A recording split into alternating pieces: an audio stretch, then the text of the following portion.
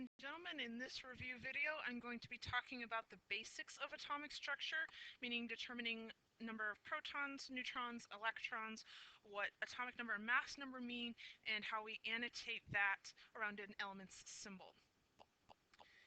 So the fundamental review, atomic number of an element is the number of protons that are in the nucleus of the atom. And we call it the atomic number because it identifies each element. Every element on the periodic table has a different atomic number. You change the atomic number of an atom, you alter what element it is. It's these number of protons that is really the guiding force in determining that element's reactivity, which in turn gives it its place on the periodic table. So atomic number is the number of protons in the nucleus. Mass number is obviously referring to the mass of an atom, and we get that by adding up the number of protons and neutrons that are in the nucleus. Hopefully you remember that when it comes to subatomic particles, the three major subatomic particles, protons, neutrons, and electrons, that protons and neutrons each have a mass of approximately 1 AMU, atomic mass unit, whereas an electron has a much, much, much smaller mass. It's approximately, I'm trying to think, I think it's 1/1800th of the mass of a hydrogen atom. It's essentially 0 AMU. When you compare it to the mass of the protons and the neutrons, it's essentially 0. So when we talk about the mass of an individual atom, it's coming entirely from the protons and neutrons that are in the nucleus. So atomic number, number of protons, mass number, number of protons and neutrons. The charge, if we turn that atom into an ion, that comes from the loss or gain of electrons in the valence shell. So it's electrons that are altering, not protons in the nucleus.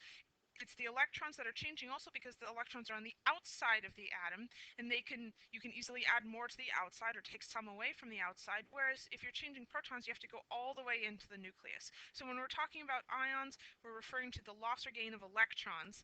And when we annotate atomic number and mass number, you remember we put the chemical symbol in the middle here, that's the C for carbon.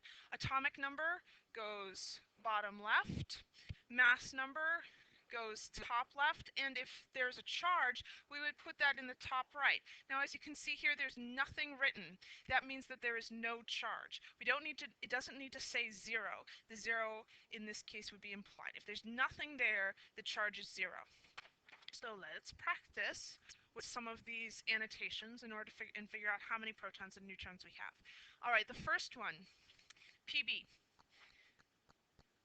Remember, the number in the bottom left is the atomic number. That's also the number of protons. So this thing has 82 protons in the nucleus.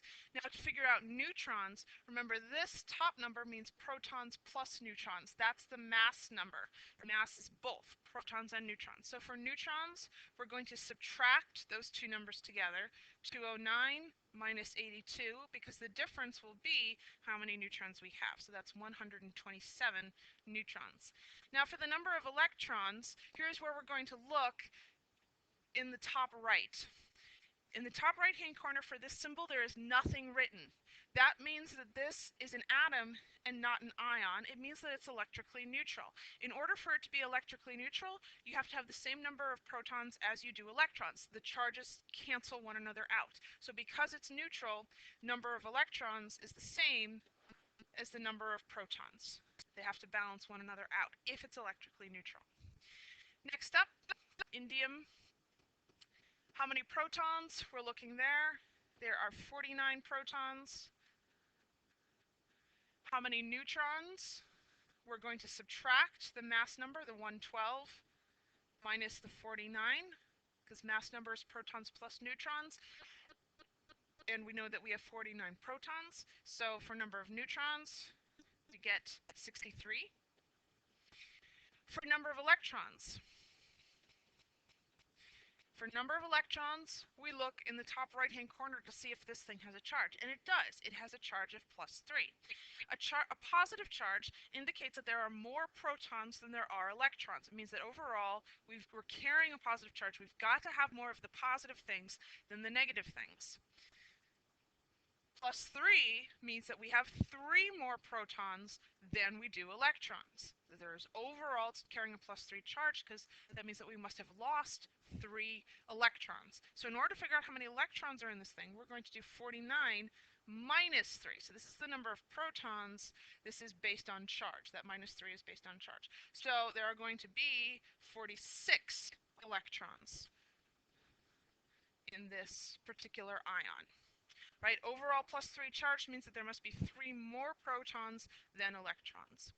Now, Regents kids remember they say by doing the opposite of what the charge says, and it's true. That's what you're doing. For the sulfur, number of protons. Oh no, there's nothing written in the bottom left-hand corner. Whatever will we do? You will go to your periodic table. That's what you will do. The fact that it says sulfur is enough to get you the atomic number because only one element has 16 protons, and that's sulfur. The fact that I'm telling you it's sulfur means that you go to your periodic table, you look it up, you find S, and you say, oh look, S has an atomic number of 16. You look it up on your periodic table. 16 protons in sulfur. The rest becomes easy. Neutrons. We're going to do the mass number 34 minus the number of protons. There are 18 neutrons in this particular ion. And for the number of electrons, we're going to look in the top right-hand corner, we're going to look at the charge.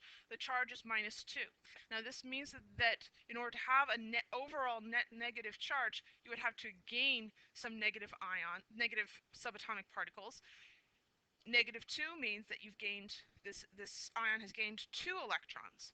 So it's got 2 more electrons than it does protons. So we're going to take the number of protons, which is 16, and we're going to add 2 to it for electrons so that we know that this particular sample has 18 electrons in it.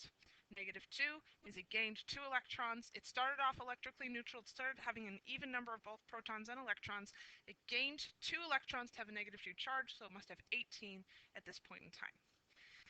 And then the last one, X. We're going to figure out what X is. Number of protons, again, atomic number written in the bottom left, so there are 83 protons here.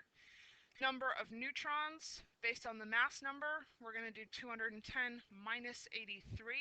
There are 127 neutrons. Number of electrons is based on charge.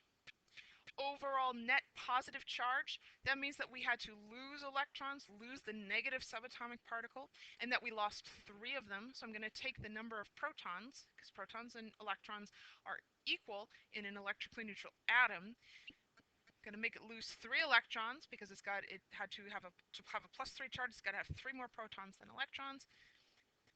So there must be 80 electrons in this particular species. Now X, what is X?